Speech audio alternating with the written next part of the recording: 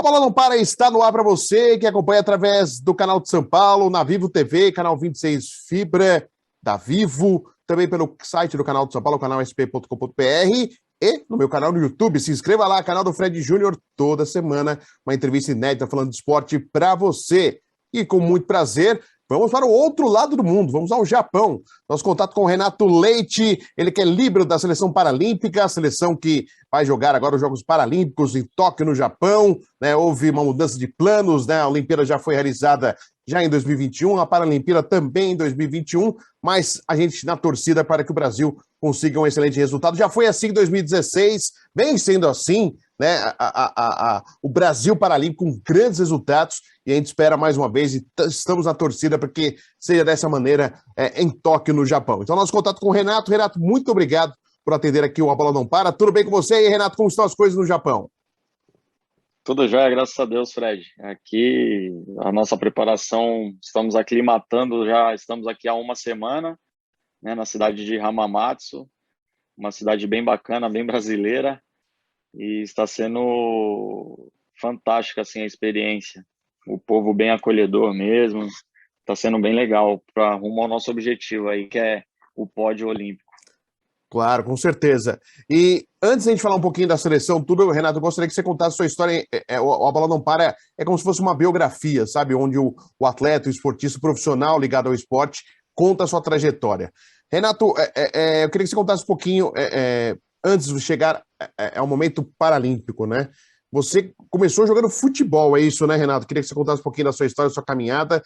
Você é de São Paulo, de onde você nasceu? Queria que você contasse pra gente, por favor. Isso, na verdade, eu sou de Diadema, né? Opa. E comecei a minha carreira assim como todo garoto, o sonho era ser jogador de futebol.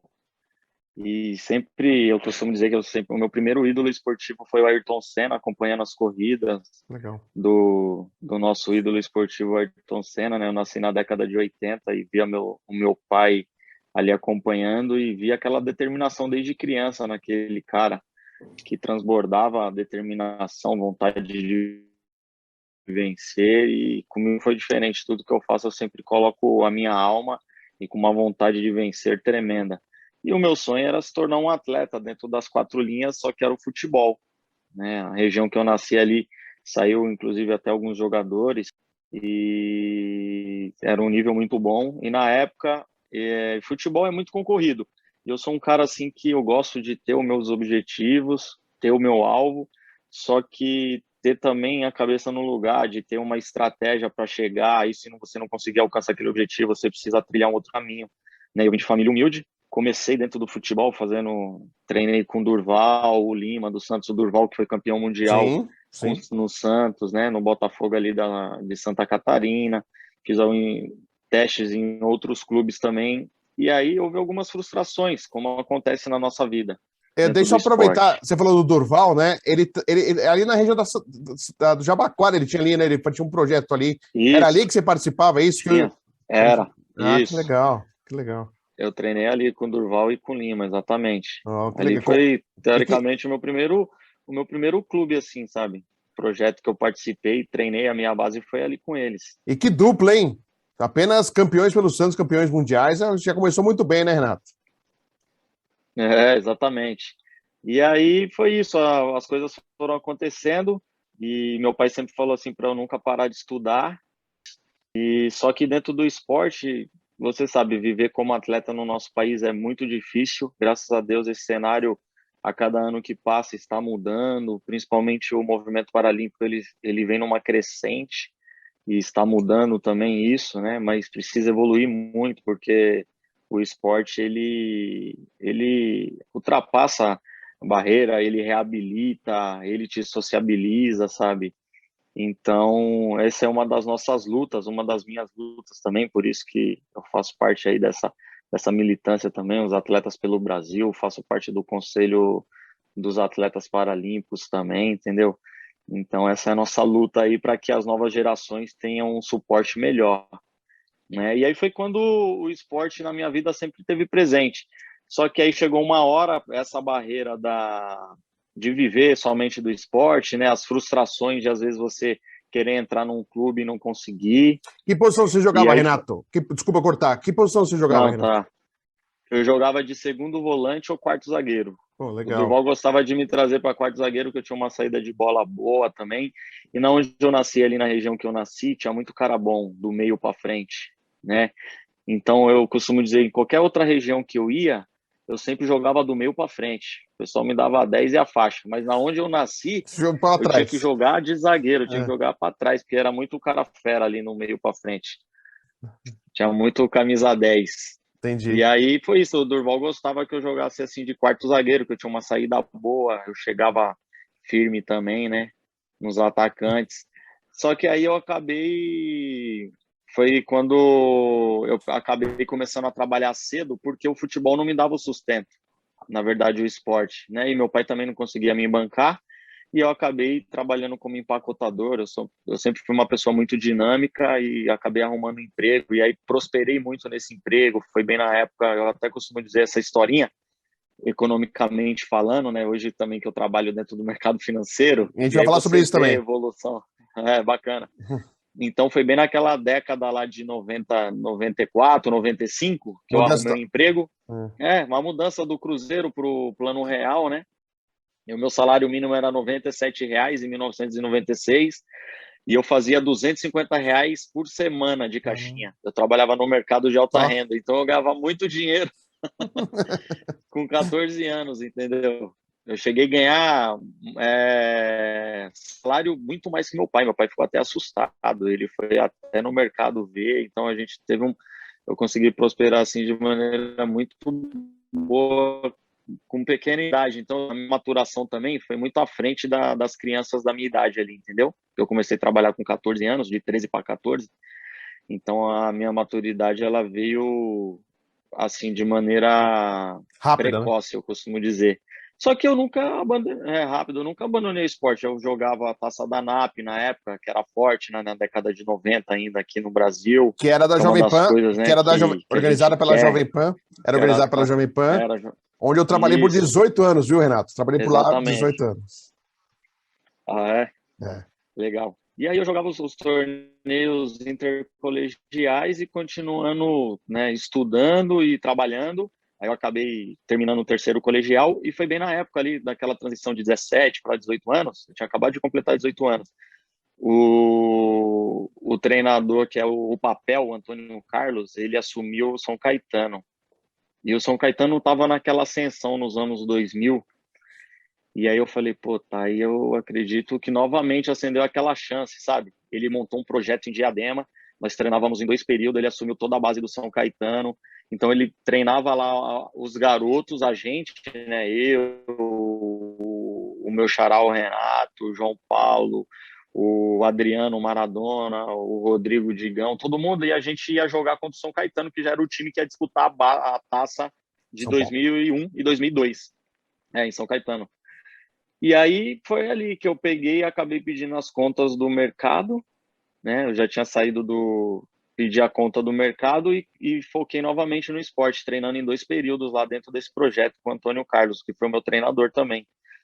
E aí, numa dessas idas e vindas, novamente, naquela barreira de não ter um apoio financeiro, do meu pai, né? O dinheiro que estava na poupança ali acabando, vendo meu dinheiro ele acabando ali, eu falei, poxa, eu preciso fazer alguma coisa, que nós treinávamos das 8 às 10 da manhã, e das 10 da manhã até as 4:30 da tarde eu ficava sem fazer nada, e eu já tinha terminado o meu ensino médio, e ainda não tinha entrado numa faculdade, né, até então, porque eu estava focado nisso. E eu falei, eu preciso fazer alguma coisa, o que eu posso fazer? Eu preciso empreender, sei lá. E naquela época, o pessoal empreendia muito em cima de uma moto. E foi uma coisa nova que chegou no Brasil hoje, né? A gente vê centenas e milhares de pessoas empreendendo ainda em cima de uma moto, né? Infelizmente, não ganhando um salário tão, assim, conseguindo empreender para ganhar o quanto deveria ser ganho ali, né, para essa profissão, que é uma profissão extremamente difícil e que ajuda, né, em todos os aspectos. E nos anos 2000 foi uma das profissões assim que chegou para revolucionar o nosso mercado. Não sei se você lembra, você deve se lembrar Sim. muito bem, porque era o office boy e aí virou o motoboy, Bota. né? exatamente. Aí pessoas que já tinham uma visão, que tinham dinheiro, começaram a abrir empresas, inclusive um ex-atleta que abriu essa empresa que eu trabalhei, entendeu? Nessa Bag Boy, então eu tive uma empresa que era vinculada a essa Bag Boy. Eu era um prestador de serviço. Então eu empreendi em cima de uma moto. Eu saía desse meu treino às 10 da manhã, tomava um banho, ligava o meu celular e ia fazer algumas entregas e conseguia sobreviver muito bem, porque motoboy naquela época ganhava muito bem. Era uma coisa nova. E aí foi isso, nessa rotina aí durante 5 meses fazendo isso. Treinava, fazia algumas entregas, voltava para o treino. À noite trabalhava numa pizzaria também entregando pizza, sabe, lá na região de Moema ali. E essa rotina foi acontecendo e eu com aquele foco. E no ano de 2002 eu falei, pô, as coisas vão acontecer agora, né? A gente treinando, fazendo bons jogos lá no São Caetano. Eu falei, e o professor o Antônio falou, não, a gente já tem uma meta aqui, o 8-2, a gente tem uma intenção já de levar lá para o Juvenil do São Caetano, e depois de um ano, pode ser que até no ano de 2002 a gente consiga profissionalizar todo mundo também. Ele estava com moral lá dentro do clube. E aí, só que aí uma das coisas aconteceu, o imponderável aconteceu na minha vida, né? Que acho que foi veio assim para transformar e também para eu tomar um novo rumo, até para ajudar o movimento paralímpico. Então eu tenho isso tudo dentro de mim assim. Eu sou um apaixonado, um amante do movimento paralímpico, entendeu? Eu quero que a evolução sempre, porque eu vejo o esporte, aquilo que eu te falei, como uma ferramenta de inclusão, de reabilitação, porque eu fui reabilitado através do esporte, né? E eu vejo também o atleta, não só eu vejo o atleta olímpico, o atleta paralímpico, ainda mais uma ferramenta de inspiração por onde ele passa, né? Então a minha história é basicamente essa dentro do esporte, Fred, Tá? que eu consegui vivenciar. Renato, é claro, não é para entrar em detalhes, nada assim, mas aí você teve um acidente de moto, e aí a partir daí o seu sonho de futebol se transformou para uma outra modalidade, mas desde o começo, logo após o acidente, você já sentia que poderia seguir no esporte? Como que veio para você esse momento, né? Porque é um momento de muitos questionamentos, eu tenho certeza disso, né? Por que comigo? O que eu vou fazer? O que será Sim, a partir de agora? E aí você já canaliza tudo isso, todo esse questionamento, essa dor que você tem, né, por um acidente. No esporte também, o esporte volta a te ajudar de uma outra maneira. É isso? Foi dessa maneira que aconteceu para você? Porque todos têm a sua história, né? E no seu caso foi dessa maneira, Renato? então, na verdade, assim, o Fred, quando eu sofri o acidente, eu fiquei muito preocupado e eu não desmaiei, eu não fiquei desacordado no acidente. Eu lembro de tudo, eu vi tudo, entendeu? Foi uma coisa assim que era na água espraiada, né? Eu fui fazer uma conversão, não tinha semáforo, e aí o carro estava encoberto, era uma D20, estava vindo, e na época que a água espraiada ali era 80 quilômetros por hora. Então, naquela época, nos anos 2000, não tinha muito radar, o pessoal andava bem rápido. E quando eu vi o carro, eu acabei desviando, porque a água espraiada, você conhece, são 5 faixas, né? Eu desviei dele e ele acabou desviando para o mesmo lado que eu. Então era uma coisa que era para acontecer até para eu mudar a história de outras pessoas também, entendeu? Com a minha própria história. Por isso que eu visito hospitais assim também. E naquela época, hoje a internet, a gente consegue levar informação para muita gente. E foi uma das coisas assim que foi o clique, entendeu? De eu poder absorver aquilo ali com tão pouca idade, né? Com 18 anos, perto para completar 19. E graças a Deus pela base familiar que eu tenho também, que eu consegui dar essa volta por cima. Mas o clique foi a informação. Por isso que eu digo que a informação é de extrema importância. Foi dentro do hospital. Eu não conhecia. Eu só tinha visto amputado um senhor que morava perto lá da onde eu nasci, que ele ficava no bar o dia todo, né? Que ele teve uma amputação por conta de diabetes e cadeirante que eu vi uma vez ou outra, só que eu era amputado. Eu falei, poxa, e agora? E ali na hora do acidente, eu falei, eu sempre tenho a expectativa do sucesso. Eu falei, pô, eu não quero perder a minha perna e preocupado, né, no hospital. E quando eu fui para a cirurgia, eu falava pro doutor, e meu pai chegou no hospital, eu falei, pai, não deixa eu amputar minha perna não, tal, porque eu vou conseguir me recuperar, vai colocar aquela gaiola, né? E daqui um tempo eu me recupero, eu vou voltar a jogar novamente e tal. E aí Deus foi tão bom comigo que ele eu não amputei a perna ali naquele momento, sabe? Porque aí eu acredito que o choque ia ser muito maior. Então as coisas foram me preparando, assim, os médicos eles tiveram assim reconstruir, né? novamente a minha perna, o meu pé que espatifou. Então eles fizeram toda a reconstrução, ficou perfeito lá, totalmente inchado, uma parte tinha afetado, né, a irrigação também, então não estava irrigando, estava necrosando uma parte do meu pé, mas eles deixaram ali. Então quando eu acordei da cirurgia, a primeira coisa que eu perguntei pro meu pai, falei, pai, meu pé tá aí? Aí ele falou, tá, filho. Aí eu levantei, dei glória a Deus, né? Eu falei, poxa, então tá bom. Eu vou tirar isso de letra, pai, vamos me recuperar, tal, e logo mais eu vou estar caminhando. E ali eu fui preparando, entendeu? E aí teve uma pessoa que um fisioterapeuta, que ele fazia pós-graduação em atividade física adaptada. E ele que começou a me mostrar o esporte paralímpico. Ele viu que eu era um atleta, né? Falou, Sim. pô, Renato, você tem todo o potencial, cara. Eu falei, meu, se eu perder minha perna, tá doido? Eu vou perder minha perna, como é que eu vou jogar futebol, cara? Você tá maluco? E aí ele que me mostrou isso, ele começou a falar de prótese, falar dos atletas, aí ele me levou uma revista da Paralimpíada de Atenas que teve, né? De Sydney, que foi em 2000, e Atlanta em 96, ele me levou um vídeo cassete. Meu pai até levou o videocassete para o hospital para assistir essa fita, que aí eu vi lá alguns atletas paralímpicos, né? Que foi o vídeo de Atlanta, e ele me levou uma revista das Paralimpíadas de Sydney. E ali eu falei, poxa, se eu tô vendo cego correr, jogar futebol, eu vi uma porção de amputados correndo também, né? Os deficientes ali fazendo coisas extraordinárias, eu falei, se esses caras fazem, eu também posso fazer, com certeza. E aí dali a minha vida mudou, sabe? Eu já senti ali que a minha vida já começou a mudar, o meu pensamento começou a mudar em relação de talvez se eu perdesse a perna, e a gente tentou não amputar a perna, lutei por 25 dias, né? Só que a infecção estava subindo e os médicos, eles têm muito residente no hospital que eu estava, que era no Hospital do SUS, e aí eles ficam estudando a sua perna, aquilo tudo. E aí eu cheguei no médico do doutor André, eu falei, doutor André, poxa, eu acredito que é melhor o senhor amputar minha perna acima dessa fratura, porque eu não aguento mais ficar no hospital também, o senhor vai me aliviar, porque se essa infecção subir, entendeu? E aí meu pai foi lá, assinou, ele acabei amputando a perna acima da fratura, assim, né? Mais ou menos uns 15 centímetros abaixo do meu joelho, e foi a melhor decisão que eu tomei na minha vida, assim, que aí em 3 dias eu já estava em casa e a minha recuperação foi muito boa. E aí eu entrei de cabeça dentro do esporte paralímpico, Que legal. entendeu? Aí por isso que eu digo que eu me reabilitei dentro do esporte. Que legal. E a gente está acompanhando essa história do Renato Leite, que é uma bonita história. A gente vai. E passa rápido o tempo, infelizmente. Quando a conversa é boa, rapidinho vai voando. A gente vai para o intervalo e já voltamos com o segundo bloco para conversar mais com o Renato Leite aqui no programa A Bola Não Para.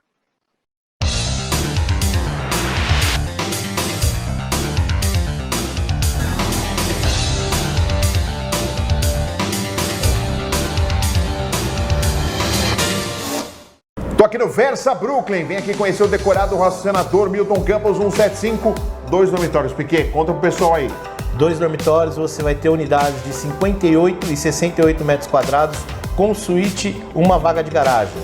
Vem pra cá, porque fechando o negócio... Ganha um final de semana na pousada Flores do Lázaro, em Ubatuba, praticamente pé na areia. Vem conhecer o Versa Brooklyn.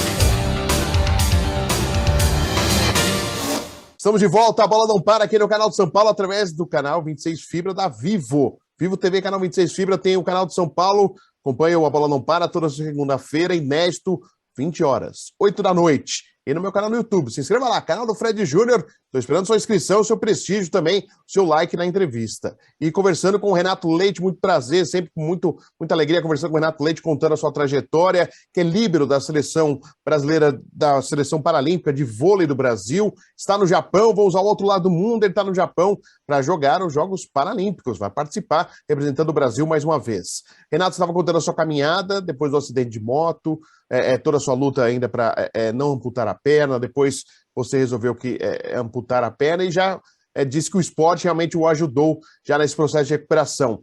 Já no vôlei, Renato, ou você buscou informações de outros esportes ou já foi para o vôlei sentado? Não, então, na verdade, como eu tinha relatado, né? Eu entrei de cabeça dentro do esporte paralímpico e comecei a fazer basquete em cadeira de roda.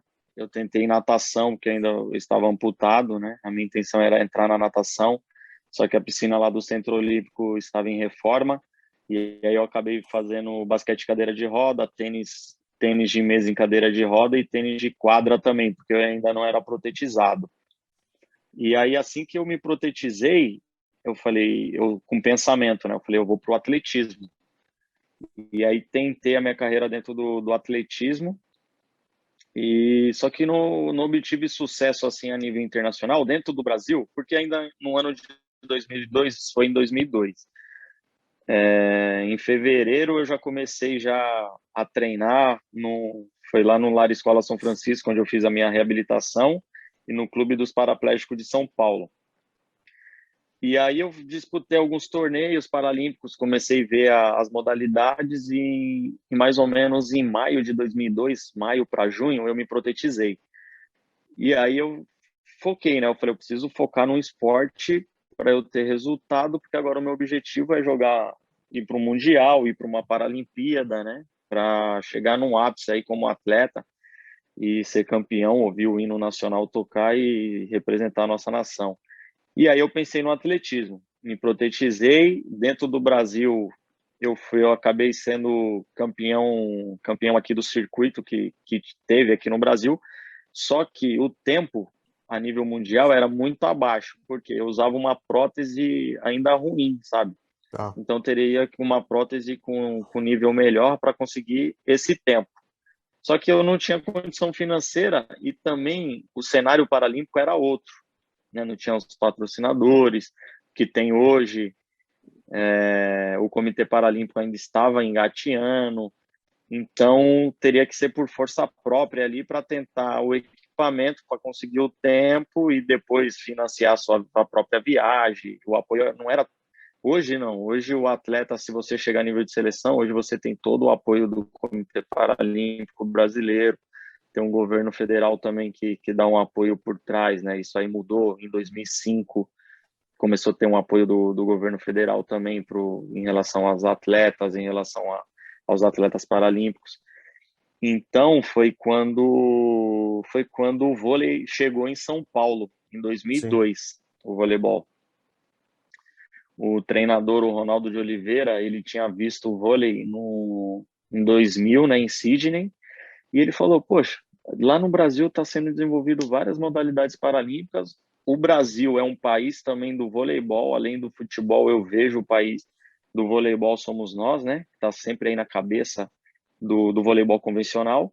E ele também é um amante por voleibol. Ele falou, e a nossa modalidade, o vôlei, é uma das modalidades mais baratas para se desenvolver. E você consegue incluir e sociabilizar todo mundo. Por isso que é muito legal o vôlei sentado. E aí ele trouxe para o Brasil. Ele falou, vou fazer o meu primeiro torneio. E ele era um professor que já tinha me visto jogar o basquete cadeira de roda, tinha me visto correr no circuito. Ele falou, Renato, tá vindo uma modalidade e ela é nova e eu vejo que você tem talento no esporte, cara. E lá não vai precisar de equipamento nenhum, é só da dedicação mesmo da sua condição física, técnica e tática. E aí ele falou, acho que você vai se destacar nessa modalidade. Vamos fazer o primeiro torneio, me ajuda também, chama, monta um time no CP. E aí a gente virou amigos nessa época, em 2002. E aí ele fez o primeiro torneio que teve 4 equipes lá na cidade de Mogi das Cruzes. E eu sou um atleta pioneiro, entendeu? Eu participei desse primeiro torneio e aí eu fiz uma seleção, chamei a galera do basquete, um do atletismo, falei, pô, vai ter um torneio aí que é uma modalidade nova no Brasil, é o voleibol sentado, tal.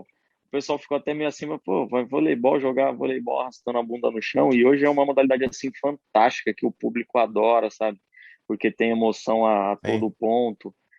E aí a gente acabou indo, e nós fomos vice-campeão nesse torneio, e dali então, em 2003, aí foi criada a confederação, aí teve o primeiro campeonato brasileiro, aí já teve 10 equipes, sabe? Porque era ano de Pan-Americano, aí foi criada, aí já começou a divulgar no aquele boca a boca, né?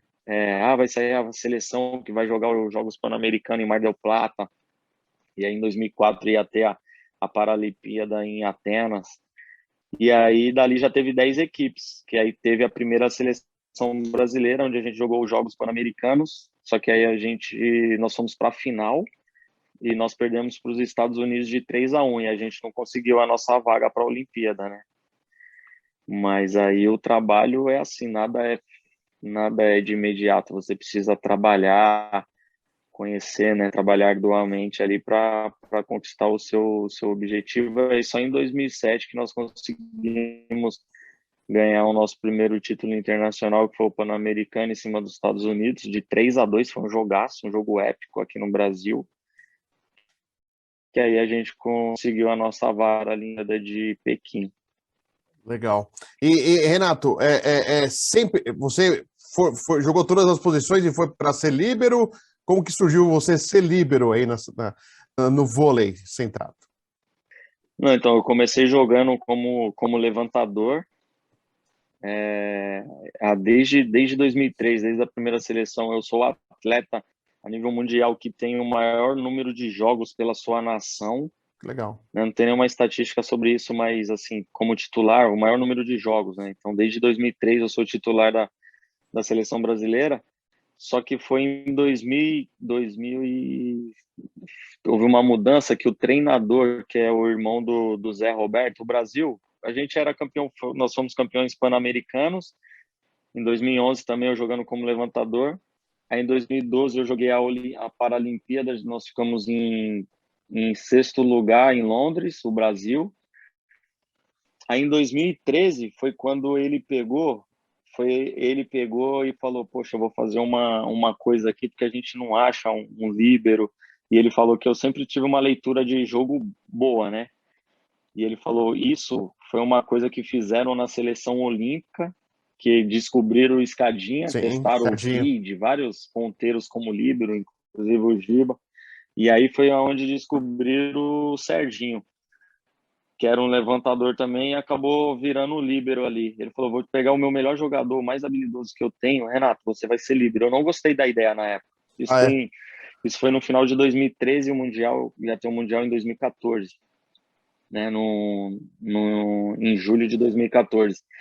E em outubro de 2013, ele me falou isso, Renato, você é o meu melhor jogador, é o cara que pensa, é o levantador, tá entre os melhores do mundo na sua posição, mas eu vou fazer uma loucura, eu acho loucura, mas eu acredito que vai ser muito bom pro time, porque você vai dar uma sustentação, a sua leitura de jogo, o seu passe. Aí ele pegou e falou isso para mim, eu não gostei da ideia.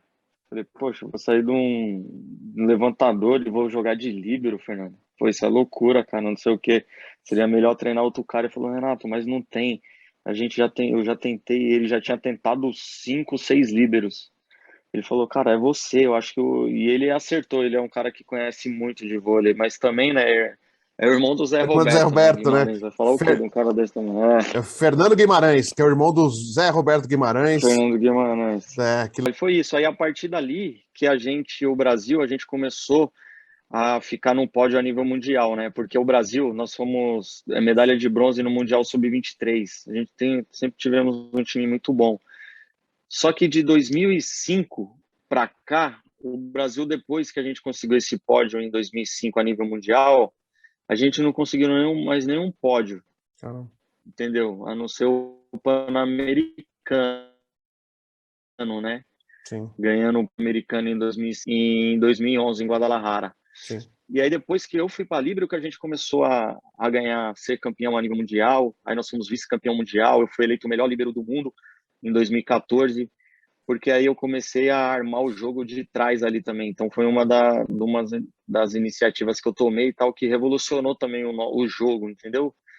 O voleibol paralímpico, as outras equipes começaram a fazer isso. Então ele acertou nisso também. O time ganhou uma sustentação melhor, o nosso time começou a defender mais, a gente começou a armar o jogo de primeira, o nosso passe melhorou muito, sabe? O nosso passe da seleção era muito ruim. Então, isso foi uma das coisas que começou a melhorar. Só que ainda hoje eu sinto, os treinadores, inclusive o Fernando Guimarães, ainda tem essa dúvida, né? Porque ainda no Brasil, assim, aí ele fez um levantador que jogava de ponteiro a se tornar levantador. E às vezes para ser levantador é difícil você jogar de levantador. Você precisa toda hora estar pensando, estar olhando o outro time. E isso ainda causa dúvida, sabe? Porque no Brasil ainda eu jogo de levantador. Eu sou levantador do SESI, sou tricampeão, sou o último tricampeão brasileiro. O SESI, o SESI estava há 13 anos no movimento paralímpico, há 10 nunca tinha ganho nada. Depois que me contratou, graças a Deus, nós somos campeões, entendeu? Eu tenho essa bagagem dentro do Brasil, eu jogo ainda como levantador. Mas isso dentro do voleibol sentado, isso é normal. Por exemplo, tem o líbero do Irã também, que eu acho um jogador fantástico. No Irã, que é o melhor time do mundo hoje, né? É o time a ser batido. O líbero do Irã no país dele, ele joga como levantador. Na seleção, ele é um jogador também. E ainda isso causa dúvida, para você ver que em 2016 eu fiz todo um ciclo de líbero e o Fernando Guimarães ainda ficava com essa dúvida. Puxa, e aí começou a aparecer um cara treinando bem de líbero, que é o Rodrigo, e a nossa mão não é tão precisa quanto seria a minha, e aí foi quando ele novamente ficava com essa pulga atrás da orelha, apareceu esse garoto treinando bem, ele falou, Renato, eu vou te levar de novo para a mão, e eu acabei jogando o Rio 2016 como levantador novamente, né, a gente ficou em quarto lugar, e assumiu esse novo treinador, queria que eu ficasse como levantador também, que ele é meu treinador no SESI.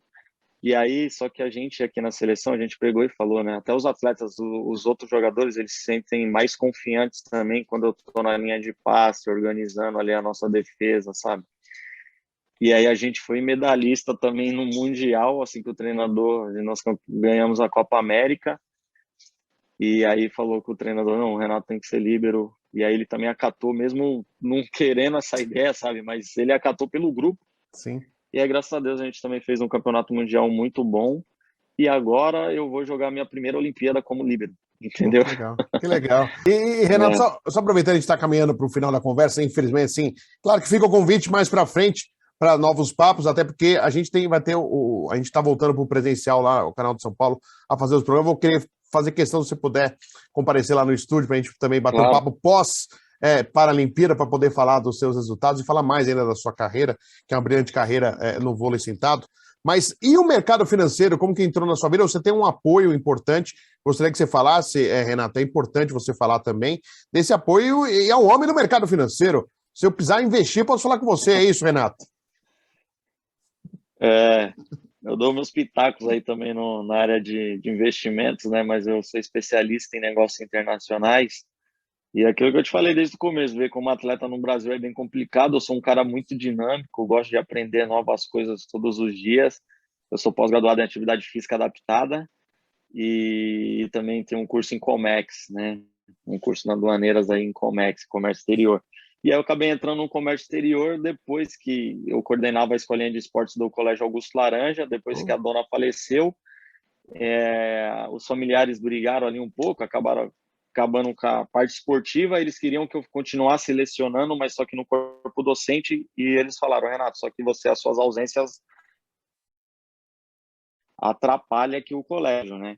Aí eu falei, não, eu não vou deixar de ser esportista, então eu vou partir para outro rumo. E acabei mandando um currículo para vários bancos, porque tinha 2 atletas da seleção que trabalhavam em banco, e aí eu dei sorte de entrar numa área assim muito bacana, que é a área de negócios internacionais, né, que eu adorei.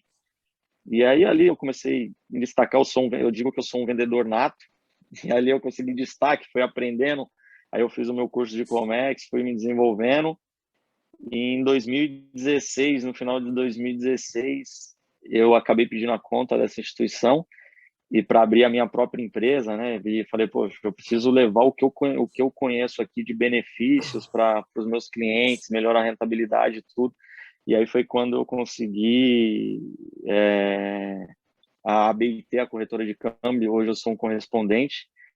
Eles me apadrinharam, conversei com o presidente na época, com a pessoa que tem uma grande influência lá, que é o José Parada também, né? Com o Túlio, tudo.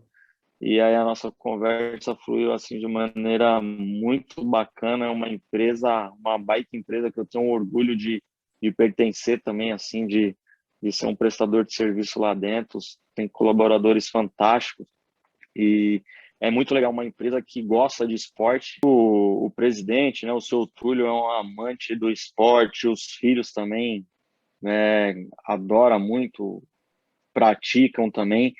E ali nós tivemos uma grande sinergia, graças a Deus. Estou lá na BIT com a minha empresa, lá também há 4 anos. E há 3 anos eu enviei uma proposta para eles em relação a me patrocinar mesmo como atleta também, né?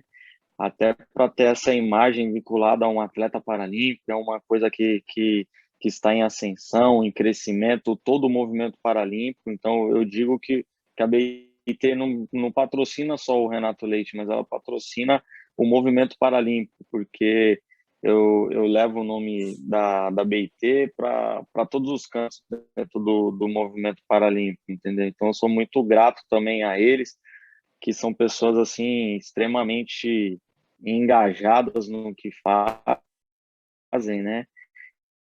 E que são a gratidão isso aí por eles e por todos os colaboradores lá que trabalham dentro da instituição.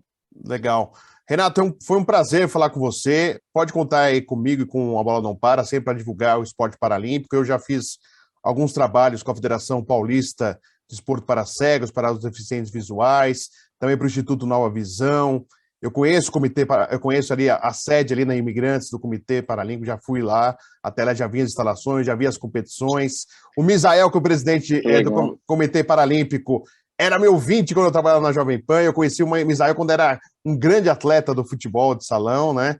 E o Misael, eu tenho sempre contato, quando eu posso, eu sempre mando uma mensagem para ele. Então pode contar comigo aí, que você precisar, viu, Renato, para divulgação, para atletas que precisam de divulgação do seu esporte, modalidade, para falar mais do vôlei sentado, pode contar com o programa. E agradeço muito por você ter compartilhado a sua história aqui no programa Bola Não Para. Boa sorte aí no Japão, estou na torcida aí por vocês. Obrigado, Fred. Um grande abraço aí, parabéns pelo trabalho, sensacional.